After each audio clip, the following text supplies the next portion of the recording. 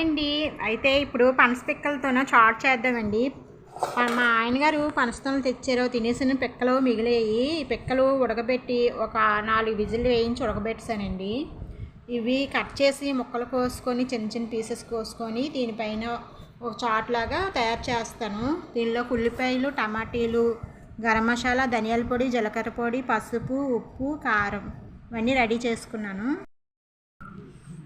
పనస పిక్కల్ని ఇలాగా ఉడకబెట్టేసి తొక్కలు తీసుకొని చిన్న చిన్న పీసెస్గా కోసుకోవాలండి. కోసుకున్న తర్వాత రెడీ చేసి ఇవ్వండి గరం మసాలా, ధనియాల పొడి, జీలకర్ర పొడి, ఉప్పు, కారం అన్నీ రెడీ చేసుకున్నాం కదా, ఇందులో అయితే వేసుకోవాలి.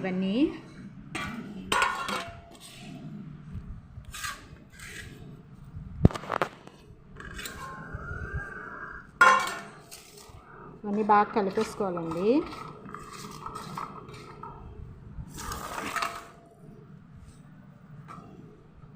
టమాటీలు,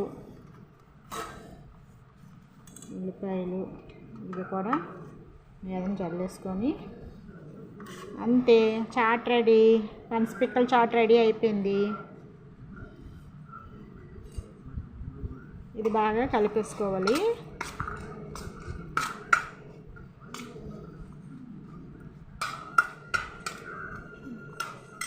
ఓకే, ఈ ఐడియా ఎలా ఉందో చెప్పండి. వీడియో నచ్చితే లైక్ చేయండి, షేర్ చేయండి, సబ్స్క్రైబ్ చేయండి. Thank you for watching.